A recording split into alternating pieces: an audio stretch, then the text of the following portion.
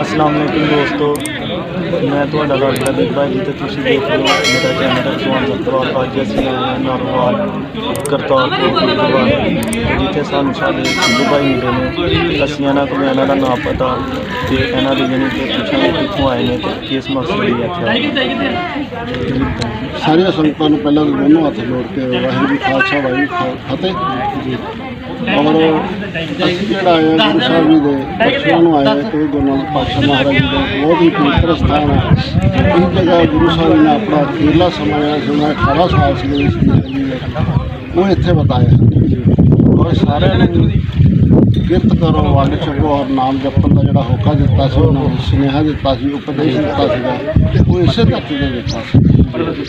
ਅੱਜ ਅਸੀਂ ਉਹਨਾਂ ਦੇ ਇਸ ਮੁਬਾਰਕ ਸਥਾਨ ਦੇ ਦਰਸ਼ਨ ਕਰਨ ਵਾਸਤੇ ਅਸੀਂ ਚੜ੍ਹਦੇ ਪੰਜਾਬ ਤੋਂ ਆਏ। ਅੱਛਾ, ਤੇ ਤੁਹਾਡੇ ਚੜ੍ਹਦੇ ਪੰਜਾਬ ਦੇ ਵਿੱਚ ਸ਼ਹਿਰ ਦਾ ਨਾਮ ਜਾਂ ਕੋਈ ਗ੍ਰਾਂ ਹੈ ਜਿਹੜਾ ਉਹਦੇ ਹਵਾਲੇ ਨਾਲ ਕੋਈ ਖਰਚੇ ਦੇ ਹਵਾਲੇ ਨਾਲ ਦੱਸੋ। ਸਾਡਾ ਚੜ੍ਹਦੇ ਪੰਜਾਬ ਲੁਧਿਆਣਾ ਸ਼ਹਿਰ ਔਰ ਉੱਥੇ ਸਾਡਾ ਆਪਣਾ ਬਿਜ਼ਨਸ ਹੈਗਾ ਜੀ। ਕੰਮ ਕਰਦੇ ਸ਼ਹਿਰ ਦੇ ਵਿੱਚ ਖਾਸ ਕਰਕੇ ਜੀ। ਅੱਜ ਮੇਰੇ ਮੇਰੀ ਬੇਟੀ ਨੂੰ ਅੱਛਾ ਤੇ ਕਰਤਾਰਪੁਰ ਹੈ ਜਿੱਥੇ ਤੁਸੀਂ ਆਉਂਦੇ ਹੋ, ਯਾਨੀ ਕਿ ਇਹਨਾਂ ਦੀ ਕੋਈ ਖਾਸ ਵਜ੍ਹਾ ਕੋਈ ਇਹਨਾਂ ਦੀ ਕੋਈ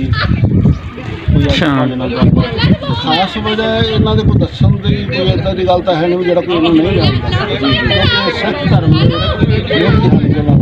ਇਹਨਾਂ ਨੇ ਇੱਕ ਅਲੱਗ ਪੰਥ ਚਲਾਇਆ ਸੀਗਾ ਔਰ ਸਾਰੀ ਦੁਨੀਆ ਤੋਂ ਇਹ ਵੱਖਰਾ ਹੈ। ਇਹ ਸੰਦਾਰ ਜਿਹੜੇ ਹੈਗੇ ਆ ਨੇ ਸੁਣਾ ਕੇ ਇਹੀ ਰੱਖਿਆ ਗੁਰੂ ਪਾਤਸ਼ਾਹ ਨੇ ਵੀ ਕਿਰਤ ਕਰੋ, ਵੰਡ ਛਕੋ ਤੇ ਨਾਮ ਜਪੋ, ਮਿਹਨਤ ਕਰੋ ਤਾਂ ਉਹਨੂੰ ਵੰਡ ਕੇ ਸਾਰੇ ਨਾਲ ਛਕੋ ਜੀ। ਔਰ ਗਰੀਬ ਅਮੀਰ ਜਾਂ ਜਿਹੜਾ ਕੋਈ ਦੁਖੀ ਦਰਦੀ ਆਉਂਦਾ ਉਹਦੀ ਮਦਦ ਕੀਤੀ ਜਾਵੇ ਜੀ।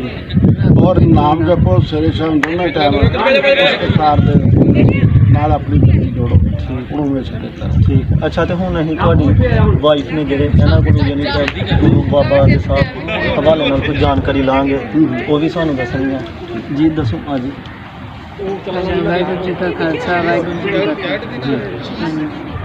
ਇਹ ਸਾਰੇ ਧਰਮਾਂ ਨੂੰ ਪਿਆਰ ਕਰਦੇ ਸਨ ਗੁਰੂ ਨਾਨਕ ਦੇਵ ਜੀ ਜੀ ਜੀ। ਇਹਨਾਂ ਕਰਕੇ ਹੀ ਇੱਥੇ ਸਾਨੂੰ ਮੌਕਾ ਮਿਲਿਆ ਆਉਣ ਦਾ, ਸਾਰਿਆਂ ਨਾਲ ਮੁਹੱਬਤ ਮਿਲੀ ਆ ਜੀ ਜੀ। ਹਾਂਜੀ।